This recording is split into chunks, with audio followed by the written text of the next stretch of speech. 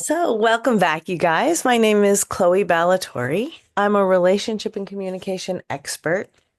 I'm a graduate of Princeton University and Pat Allen's Want Institute. Pat mentored me, and she's kind of famous in the Orange County, Los Angeles County area. She's been on Shaws of Sunset, she's been on Millionaire Matchmaker. She's mostly retired now. But she mentored me and she taught me the tools of androgynous semantic realignment. I also learned from her the tools of transactional analysis as created by Eric Byrne. And since I've been doing this work for over 10 years now, I have created my own tools in addition. So these are the things that we are going to be working with tonight and that I'm going to introduce you to tonight. Um, The scholarship and the underpinnings of this work are very established psychologically, scientifically. That part's not new. What's really new and unique about this work are the tools to execute on a lot of that scholarship. Because for most people, the experience of going to a therapist, which, usually you go when you need to get help or you want to solve something in your life or you're not happy. But a lot of times, what it becomes is talking to somebody, and they don't say that much. They may reflect things back to you, and that's a very valuable experience. But after a while, if your life doesn't change, it starts to feel like a waste of time. Anyways, that's what happened to me. I had stopped really getting anything out of therapy. So when I found this work, I was thrilled because I saw results like I had never seen before in anybody else doing any other kind of like spiritual or psychological work. I had a neighbor who really turned her life around in the space of 3 years, like went from being a teenage single mom to getting like a dream job, marrying an incredible guy. And when I saw that, my mind was opened to seeing what she had changed in her life. Because I had kind of like not really respected her that much before that. And that's how I found this work. I was actually just really unhappy. I was already married, but I didn't know what was wrong. And when I first heard this work and heard about this work, I knew there was something there, but I didn't really understand it. And it took me a little while. So if this is your first night, it does take a minute, it does take repetition, but it will start to sink in. And what I'm going to do is give you a little bit of a background on the principles upon which this work is based. And then I'm going to spend most of the night taking your questions so that we can see how the theory gets married with the tools and what's actually happening in your life and in your life experiences.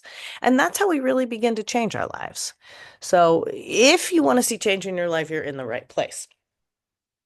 Okay, so when we talk about relationships and specifically about problems in relationships, we're usually talking about childhood trauma, and that can happen between the ages of 0 to 12.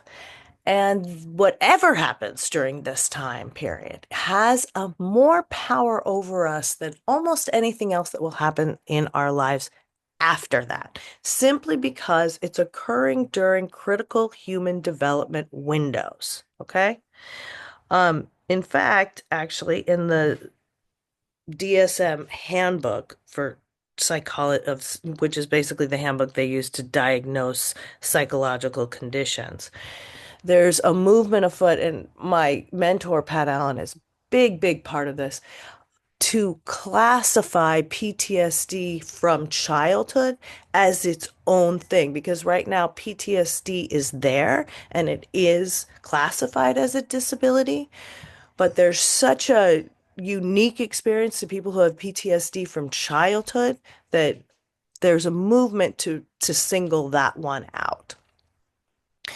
And basically, what happens when we're children is that because we're very dependent as human infants, we often have to sacrifice our authenticity in order to attach to the people who are taking care of us.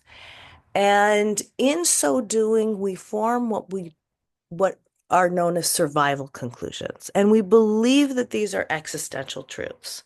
But when we carry them into our adult life, we find that we're repeating the patterns of our childhood that we didn't like. And if we had any kind of childhood trauma, that tends to turn up first in our intimate relationships. So I also help people a lot with ending self-sabotage, ending patterns that you don't even know, that you're not even aware of in some cases, or are just beginning to be aware of, that you know aren't serving you. So that happens because of a phenomenon known as repetition compulsion. We are drawn to that which is familiar. There's an excellent example of this. I don't know if any of you guys are reality TV fans, but if you've watched the second season of Vanderpump Villa on Hulu, there is a very toxic relationship between Ciati and Sienna. And it's clear that he doesn't treat her well and is abusive to her, yet she keeps returning even though she complains. And that's a really good example of the repetition compulsion. And when I saw that, without knowing Sienna's background at all, I already know that she's comfortable with a certain level of pain, that at some point she's learned that pain is intertwined with love.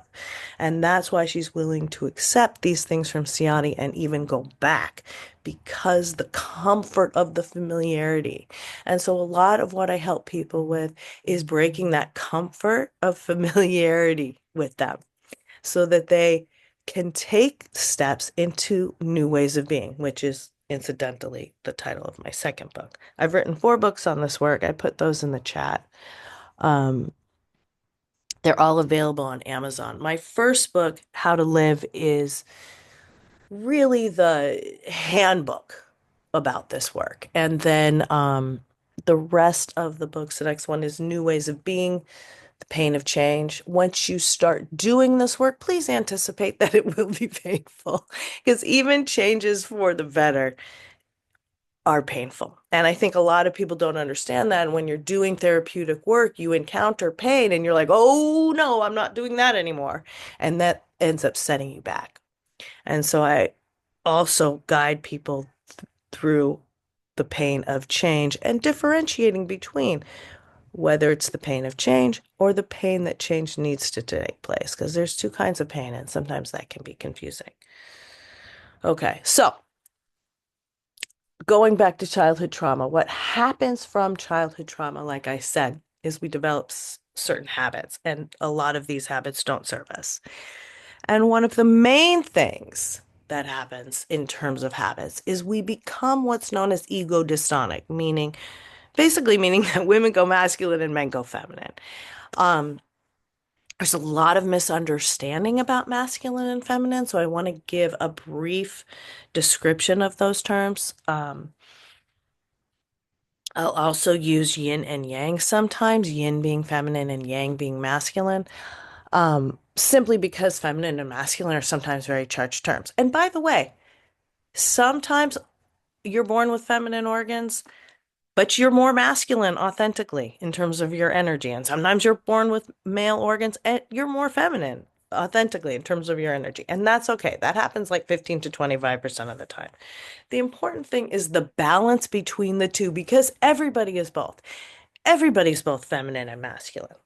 All of us have a right brain, which is the yin side, the world of feelings, the world of magic, creativity, sensuality, sexuality. Um, this is the world of feeling, receiving, being taken care of, passive, patient, vulnerable. Feminine energy is in the world to make it fun, but it's not of the world. And a good metaphor for feminine energy is flowers. And then all of us have a masculine side or a left brain, the yang energy, which is the seat of our single-mindedness. It is competitive, conquering, controlling. Masculine energy is very much of the world. It is doing, taking care of, giving.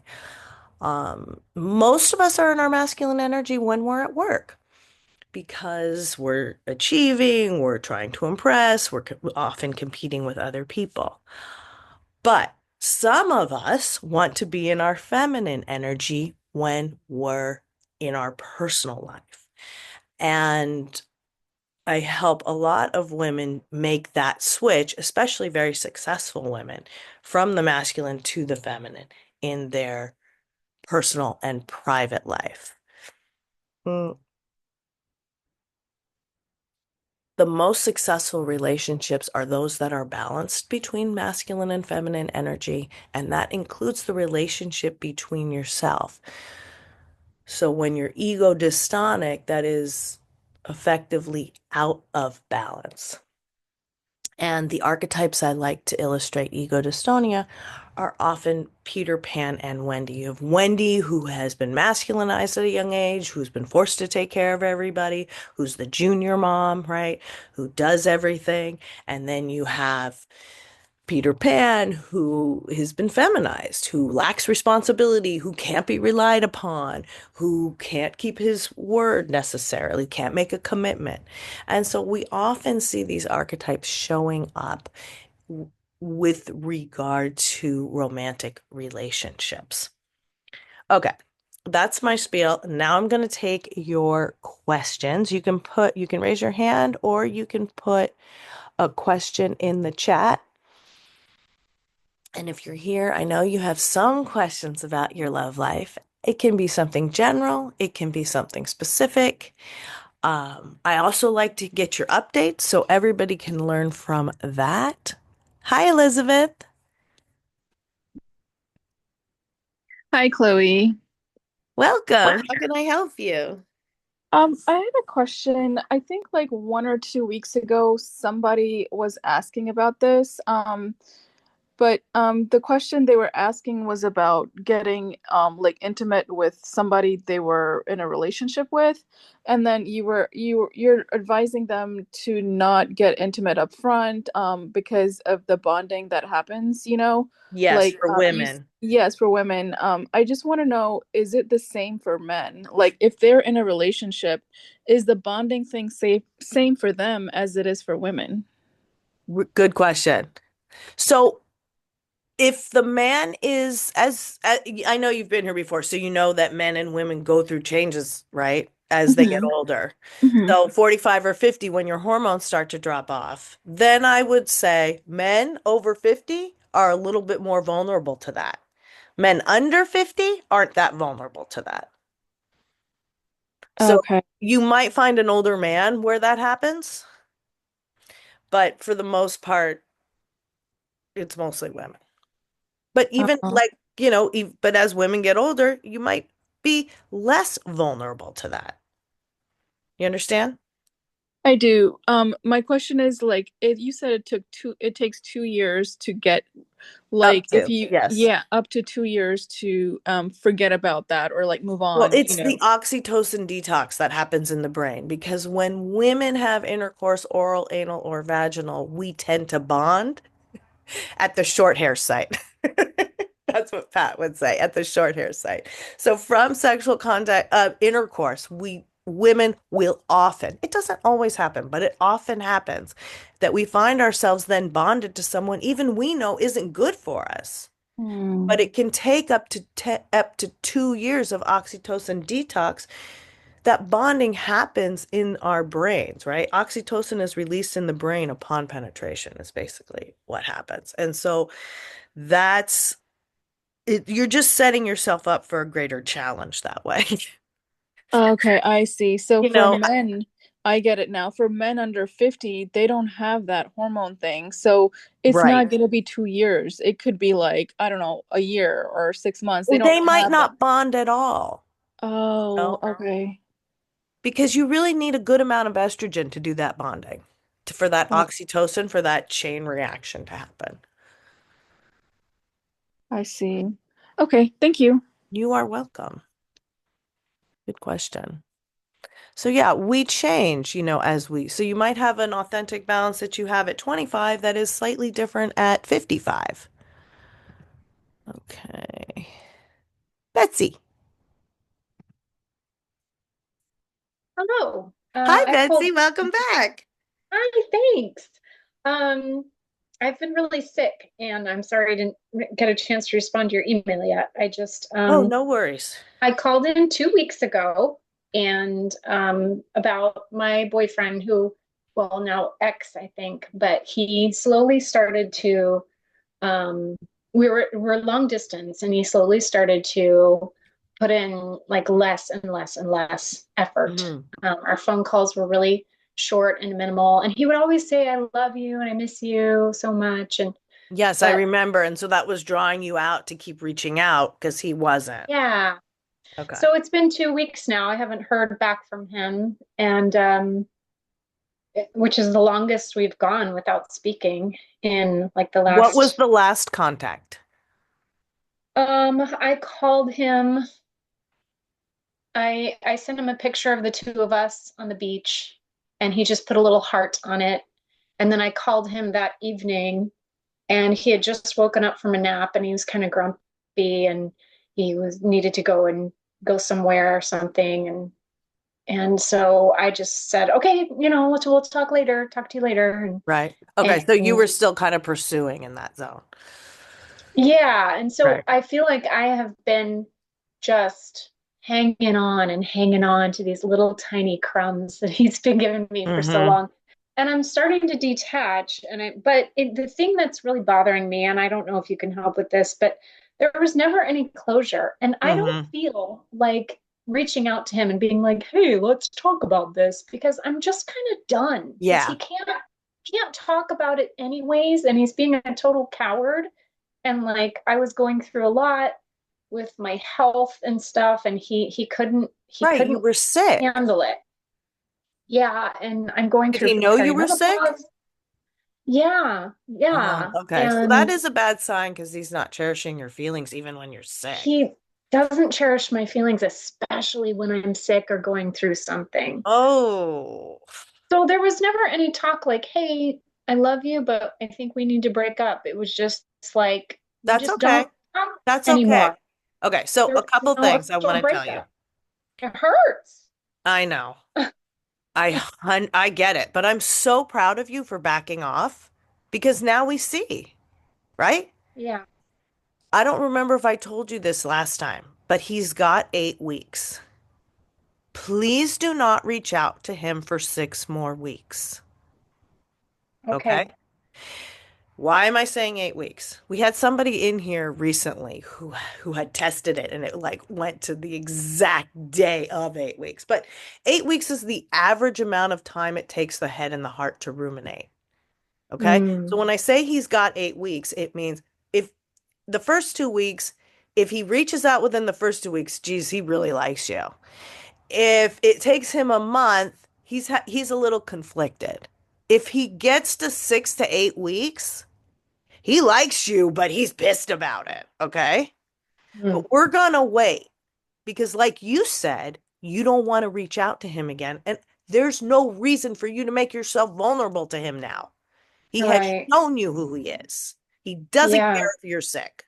Okay. And I know that's painful to hear, but we need to know these things so we can make decisions. Right.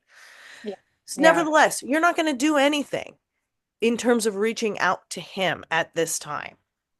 There's a tool that I teach. It's called the Hi Bye Letter. It's actually in my first book. It might even be on my website.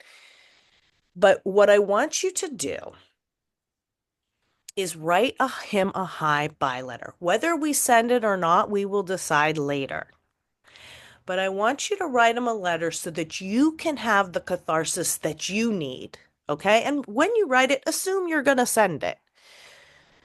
And that will help give you closure. Closure is something that happens within you. You don't need him for that. Mhm.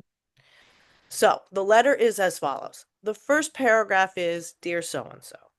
I am writing to, we haven't talked in a while, and I wanted to give you my impressions about our relationship, or I'm writing to give you an overview of what happened for me in our relationship, or, whatever it is. You can Mhm. massage it a little bit, but it's basically, I wanted to talk to you about our relationship. We haven't talked in a little in a while. Um, Then you're going to tell him all that the next paragraph is, paragraph two, all the things that you liked about him. You like that he said, I love you. You like that he, made you a candy cane house or, whatever he did that you liked. Ma- Mhm. let your mind roam, remember all the things you liked. That's one paragraph. Okay. Um, Okay. the second paragraph is going to be all the things that you didn't like about him. Okay. So this is going to be like, you didn't like that he didn't call you when you were sick. You didn't like that he ghosted you. You didn't like that he forced you to reach out because he was not there. You didn't think he was transparent with you. So all the things that made you feel bad. And since I know you are coming from the feminine position, because we discussed that, I want you to lead all these things. I want to be led with feelings. I felt bad when you abandoned me at the bus stop or, whatever it was. Okay. And then paragraph four are going to be the things that you want in a relationship going forward. Okay. So this is a little more general. So this is not necessarily going to be about him, but it's going to be regular contact, somebody who cares when I'm sick, whatever those things are. And then the fifth paragraph, oh no, wait, one, two, the next paragraph is going to be, what is it? Five. Okay. Yeah, it's six paragraphs. So the fifth paragraph is going to be all the things that you wait, what did I say? So it's like you don't like that all the things you want in a relationship and all the next paragraph is all the things you don't want in a relationship. Mhm. Okay. So that could be general, whether he did that or not. I don't want somebody who doesn't own a home, or I don't want somebody who forgets my birthday, or whatever it is. And then the last paragraph is going to be, um, I've learned so much from getting to know you. I wish you all the best. Thank you for the lessons, Betsy. Hmm. Okay. This Yeah. tool, I have seen, this tool is really good for any defunct relationship, but if there's any life in him yet, this will coax it out. It will also bring you a catharsis. So you may be crying when you do this, you may be sweating when you do this. I want you to put everything into this, and really like let yourself go with it. Then, Okay. if you feel when you're finished with the letter, so you're going to write it now, but we're not going to send it now anyways, right? Because we're at least going to wait 8 weeks total. Yeah. Okay. Then, after you write the letter, you can either come back to group and read it here. You can have a private with me, and you can read it to me on the private. A lot of times, these letters are very beautiful. They don't need a lot of editing. Sometimes people don't really understand, and they've written something that isn't exactly what this is. But this letter is meant that if there's any hope for him, that he will respond to something in this letter. And if he doesn't, we know we've done all we can. Hmm. Okay. Okay? Um, yeah, I can definitely do that. That's called the high bye letter, by the way. Okay. And why do people do that? Why do they just, why is he, I know you can't say exactly why, but like, why someone that it was like my rock and man, my main lifeline who was telling me he loved me multiple times a day, how does he just, how does he just not, how does he just cut it off? Is that insecure masculine thing or? I mean, my gut instinct is he met someone else who lives closer. Mm, okay. Usually men drop because they want to be with someone else. Women will break up because they're unhappy. Men usually hang in there unless they meet someone else. Hmm. So Okay. that would be my first guess. Obviously, it could be any number of things. It could be what you said. He could have this is where your childhood trauma comes up. He may have unprocessed childhood trauma. He can't be For honest with sure. himself. He can't be honest. I mean, most people are fixers. So the important thing is if he's teachable. We're going to find out if he's teachable from this hi bye letter. So He's far, not. He's not. yeah, so far he He's doesn't not. seem. He doesn't seem to. No, no, he cannot. No, he's not. That's the thing is the suggestion you gave last time. I was like, yeah, I don't think he's gonna budge. I really don't. I think he's a workaholic and he's the other woman is his job and he's That's just obsessed possible. Yeah. as No, and sometimes men start to have feelings, then they decide they don't like that. yeah, They yeah. get triggered too. How do I stop my obsessive thinking about him? Um, don't it's very hard to stop thoughts because thoughts and feelings arise kind of organically. And if you get too self-conscious, you really mess yourself up. But just let the thoughts come and try to shift your focus. Think of something else. Remind, Okay. remind yourself. It depends how often they're repeating. In the beginning, you might like talk back to it, because you don't want it to just have its own voice. But if it's just repeating and repeating, you gotta just go, okay, I hear you, and just, turn your attention to something else. Even Yeah. focus on something neutral. Focus on the color green. Just have some water, even just taking a step in another direction. There's a Yeah. couple like physical things you can do that will shift you. If it's really bad, take a cold shower, work out. A lot of times you'll get like a rush of adrenaline. Try to use that it's still energy. You can use it for something productive. And Uh, if he does reach out, like my birthday is in a few days, if he does reach out and say, Happy birthday, Betsy, like, do I well, respond? that's a really good question. Okay, so there's the thing. Holidays and birthdays, those are ritual strokes, right? It doesn't take a lot for somebody to go, happy birthday, Betsy. I might even reach Yeah. out to say happy birthday, right? I mean, I don't know you, but like your grocer might say happy birthday.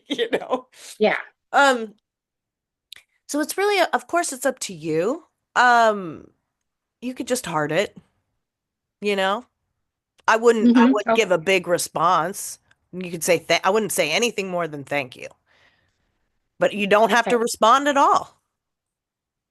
You're Right. not required to respond. He's not responding to you. Yeah. He can try a little harder than happy birthday, bestie, hmm right? Yeah, I can. Yeah, So definitely. yeah, that's all. I just don't want you to Got keep it. reaching out to him and making yourself vulnerable because he doesn't deserve it.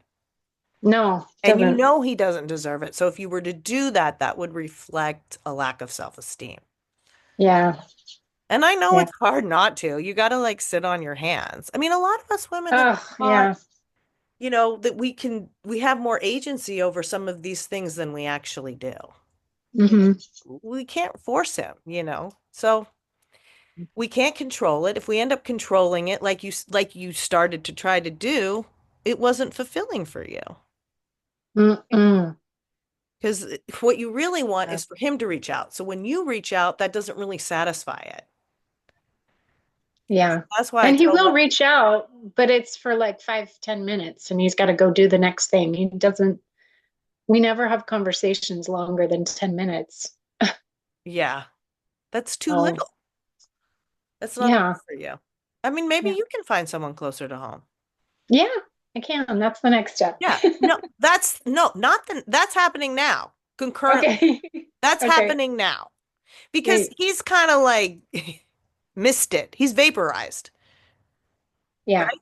So, I mean, I'm hmm not saying go ahead and have intercourse, but you could start dating now. You could start flirting now. Yeah. Okay. Okay. I look forward to your update. Hang in there. Thank you. Good work. I'm proud of you for, sticking up for yourself and not continuing to chase. Thank you. Thank you. It's really hard. Like a lot of us women, sometimes you have to sit on your hands. Sometimes you have to bite your tongue. Sometimes you have to call me. Sometimes you need a cold shower to go on a run. Okay. So, who's next? Does anybody have, you guys can ask about other topics. My specialty is dating and relationships, but I do help people with family relationships. I help people with work situations, other kinds of conflicts, any kind of communication conflict. These tools really travel anywhere. I think I mentioned, or maybe some of you were there. We had somebody in here who has been using these tools really, and asking me questions only about her romantic relationship, but then used the tools on her mom and like had a really good success with it. So that's what I love is that these tools can kind of like travel anywhere. Okay. Okay, well, do you guys have any more questions about dating or flirting or if you're in a relationship, communication problems, trends that you may have seen? Hi, Elizabeth. Hi, I had one more question for Yeah, you. shoot. I wanted to find out what does this mean? Okay, if there is a guy who is so when you're one-on-one with him, right? He is like polite and, engaging and like normal, okay? Normal conversation. Hmm. But when he's around his friends, like let's say there's two other people in addition to him around, then his stance towards you changes Guy and friends or it's girlfriends? um one of each. Okay. Then the stance changes and then he sings in a different tune. Like I don't know how to explain it. Like I know it's what you mean. yeah, like he takes on the stance of whomever he feels like um whomever else. Like he's not who he is one on one. What does that mean? Well, it's it's funny. On Vanderpump Villa, Ciotti, that was exactly what he did. He actually went in with an English accent when he got hired and then showed up with an American accent and a whole different personality when he came to work. So the interview, he was someone different than the person who showed up to work. And everybody was freaking out on that. Um, it depends how dramatic it is. It can be a sign of sociopathic or psychopathic tendencies.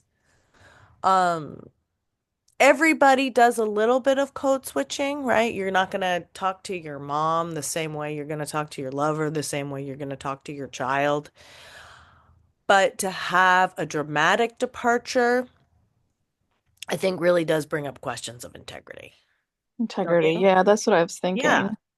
I mean, ultimately, you have to be able to rely on somebody, right? On their Right. consistency, on their words and deeds lining up. This is a very big flag. Okay.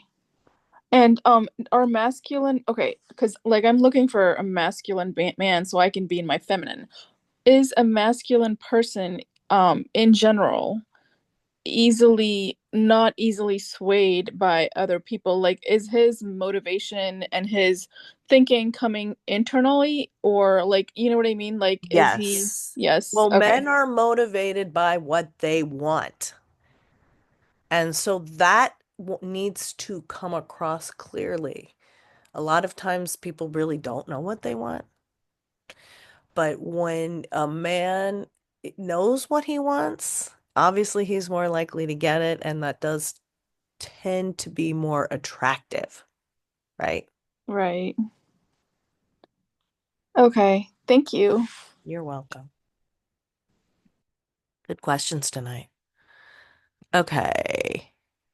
Nelson. Is this Nelson? Is your name Nelson? Zoom user? Hello. Hi. Is your name Nelson? Yes, my name is Nelson. Welcome, Nelson. How can I help you? Thank you. It's good to be here.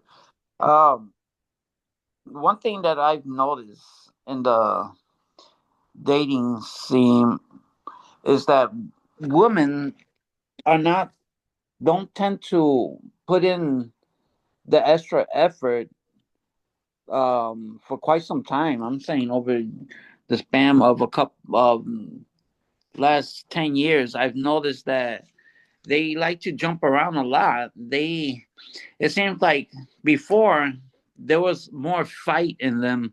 So like if there was any type of alteration or argument, they would be more willing to work it out and even compromise. But nowadays it seems like okay, you want to argue, well, I'm out of here and go to the next option, another next man, and it's really quite disencouraging, to tell you Mm. the least. Yeah, a lot of people don't have the tools for conflict resolution.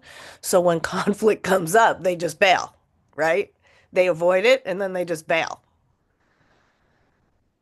Um, I'm, I understand that must be a frustrating experience, but a lot of the tools that I teach are especially designed for conflicts and awkward situations. Is there a situation you're having happen now that we can troubleshoot? No, no, I've just moved here to Milwaukee in January, and I just right now just re-engaging myself in the date scene, trying new things, especially this online dating stuff. But no, I've been single for like 6.5 years. It's That's a while. yeah, it is, and I Okay, don't know. so I what are you doing to meet women? Well, um, right now mostly it's been online. I've been engaging myself in numerous activities too since I've been here, Okay. but I'm slowly re engaging with the community and meeting new people. But I left a whole nother life back in Seattle, Washington, and it's came from a pretty toxic environment, and that's why I'm here in Milwaukee. I have family here, and trying to Trying to um find someone. yeah, yes, Okay. yes, and live a uh clean, sober life, and Are been you recently sober? oh yes, absolutely. Oh, congratulations. Wouldn't have it any other way. Good. Okay, well, good. Okay, so can I give you some tips to help you meet somebody? Absolutely, please, Okay. please don't.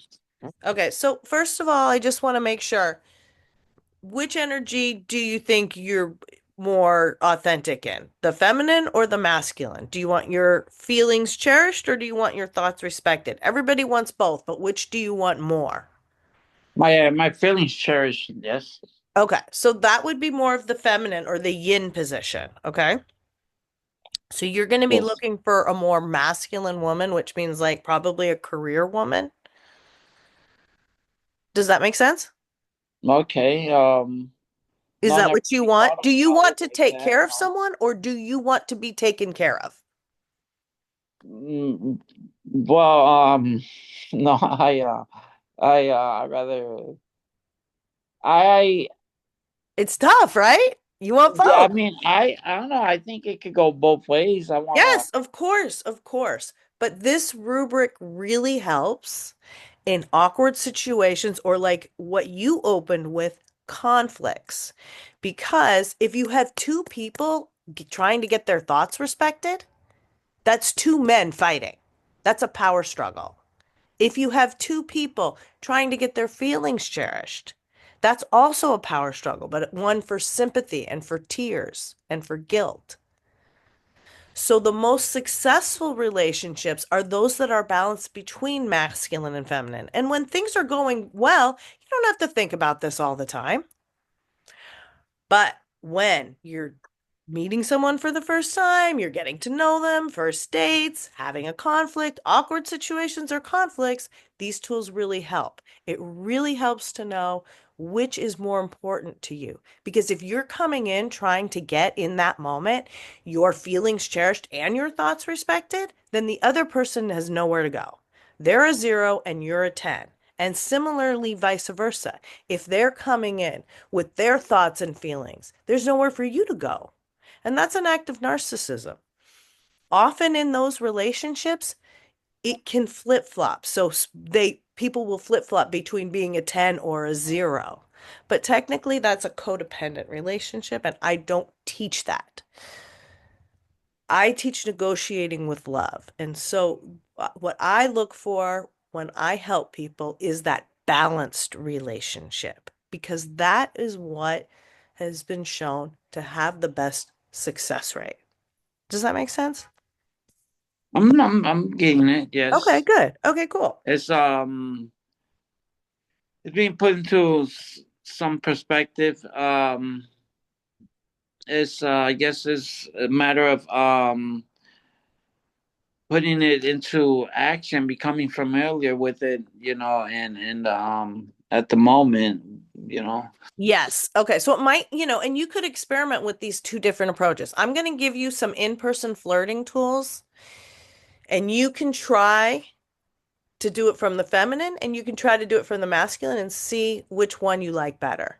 You may even be different with different people. Sometimes I have people, look, an alpha isn't a bully. An alpha is somebody who has a very strong masculine side and a very strong feminine side. And that's where these tools come in to help navigate that conflict between the heart and the head. A lot of people are just one thing, and so they don't need these tools, right? They just know they're just going to be girly. They just know they're going to be manly, whatever it is, right? They're just one thing. They don't have an argument. But alphas have these two sides that are sometimes equally strong or very close to equally strong. That's when these tools come in handy. Um, so what you're going to do, he who speaks first is masculine. So if you want to be the approacher, then that's going to be you acting from the masculine. I want you to be flirting 5 days a week. This is called a tool called the 5 flirts. It's also in my first book. What you're going to do, 4 of those flirts are going to be in the course of your day. So you're walking your dog, you're going to the grocery store, you're getting a coffee, you see someone that you like the look of, you give her or him or they, whatever, 5 seconds of eye contact and smile at the same time. If they respond, you can approach.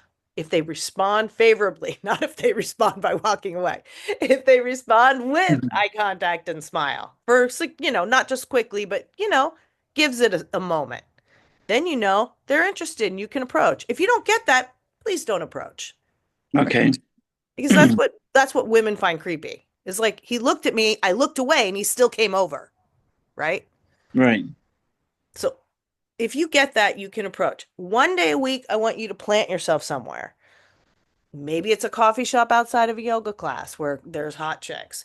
Maybe it's, you know, um, maybe it's a dance, a dance class. Maybe it's, I have a client who likes to go do the Santa Monica stairs because there's firemen there, so you can think maybe it's a hotel bar. It could be the golf course. Wherever you like the women that go there, you probably already noticed you've been in town for a little while where the cute girls hang out, right? Plant yourself somewhere for 45 minutes to an hour, go alone, bring a book, bring a phone, whatever. Then you do your flirting from that position. You have a better opportunity because you're seated. You can have someone join you, right? You can approach. If you decide to go masculine and somebody returns the 5 seconds of eye contact and smile, then you can approach. And don't make a big deal, out of what you say. Say something cherishing. The masculine leads with thoughts and cherishes feelings. The feminine leads with feelings and respects thoughts. So pick one and then leave. But you wouldn't, if you pick the feelings, you wouldn't be the first to speak. So I'm just telling you the masculine right now. Let's say you pick the thoughts, then you'd be the first to speak. Hey, I think that's a lovely sweater, right? Do something that will make her feel good. If you notice she looks cold, say, oh, let me get the door, right? Then close the door. She'll be warmer. Think about what it means to cherish a woman's feelings. If you decide to do it from the feminine, which is fine, I work with plenty of, especially here in LA, because there's a ton of masculine women and feminine men, because we have the movie business here. So we have a lot of male actors who, when you create off your feminine. Women create off their masculine. That's the concept of the anima and the animus, which was developed by Carl Jung. But regardless, if you want to go from the feminine, you give the 5 seconds of eye contact and smile, and then you wait to be approached. But you can kind of put yourself in the way. So, you could ask for help. That would be a caveat. That would be an exception where if you wanted to approach first asking for help, you would still be in the feminine. Um, but you know, if you're in, otherwise you have, if you're in the feminine, you have to just give the eye contact and smile and then just wait to be approached. So that's possible too. There's a lot of masculine women out there and they will approach if they like the look of you and the look of your smile and your eye contact. A lot of flirting comes down to the eye contact. And I find that flirting in person tends to be a little more effective than the apps just because you're like one step ahead. On the apps, you have to swipe, you have to match, then you have to talk. Then, until you meet in person, you don't know if you have chemistry. I don't care Yeah. how good looking you are, you know?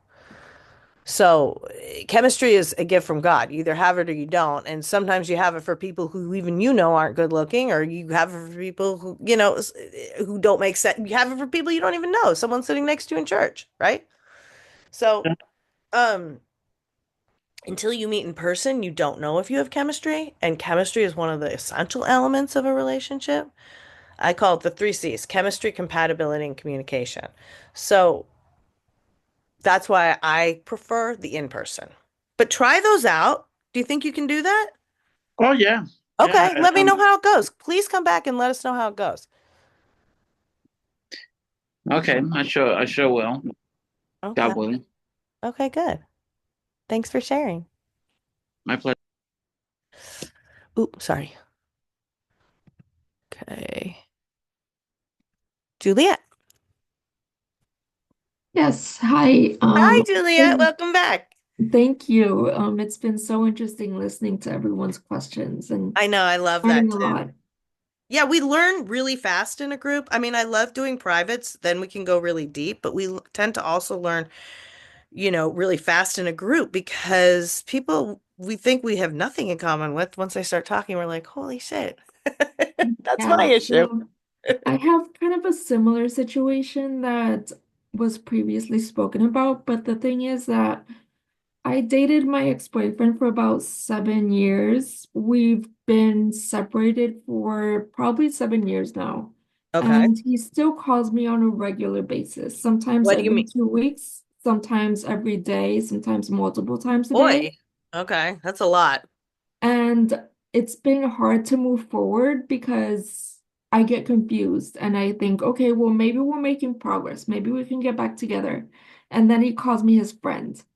And I'm like, what the hell is going on? So it seems like he keeps like, I would call this clit teasing. He keeps checking back with you to see if you're available for him still. And Mm, once he gets that you are, he can check out again for a little while. And then he senses that you're pulling away because he probably knows you real well now.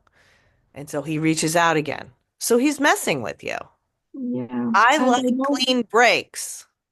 It's very unrealistic to have a friendship with someone you've been romantic with, especially without a break in between and falling in love with somebody else. mhm, You want to try to be friends with him after you've fallen in love with somebody else? Okay. We'll try it. I don't know if your new boyfriend's gonna want your ex around, but is he gonna show up to your wedding? Like, let's be real. He's your ex for a reason. Do you want to be back with him? I mean, no, Okay, then let's not keep wasting time with him. He's draining your energy. he is draining my energy. It's been so hard to let him go. Like I've blocked him several times and then I keep on blocking him, thinking that it's gonna be different. Like there was 3 months where I completely blocked him and I didn't answer him, and it was kind of a relief. It was like, okay, I think my life is moving forward now. And Yeah, then after those 3 months, I unblocked him and he came back to me and he was like, he didn't even miss a beat. He was like, oh, hey, how are you? Like, he wasn't even angry that I right. blocked him. Okay, so Or, sometimes we do that because we think we need to be there in case he changes, right? Mhm, But let me tell you something, you don't. If he changes, it will be so obvious you will not be able to ignore it. It won't be just a call. It'll be like a dramatic thing. You're just starting to do this work and you can already see it's like a big deal, right? Like mhm, you have to do things, you have to think about things, you're gonna go through things. It's very obvious when someone's changing and doing the work. So you don't need to wait around and see. You will know. So trust in that. You're not missing anything. mhm. He's draining your energy and he's taking up space in your life and it's preventing you from meeting someone else. Mm. So how do I just Loneliness is block going them? to be a beacon to the right person. You need to be a little lonely. If you're not lonely, why would you be motivated to meet somebody? So he's a security blanket, but he's not even that great because he's not that secure. No. And he's not a friend. So let's just forget about that for now. Yeah, He's he's not a not. friend. He's not a boyfriend. You can block him, do whatever you want. Just don't respond to him. Okay. And if he keeps going and he keeps going and he keeps going and you want to say something, you can say, you can keep reaching out, but I'm not going to respond. I'm moving on now. I wish you all the best. And then don't respond and stay by your word. It's going to be hard, but it's also going to build your self-esteem and it's going to force you to level up for the next guy. Because right now you're treading water.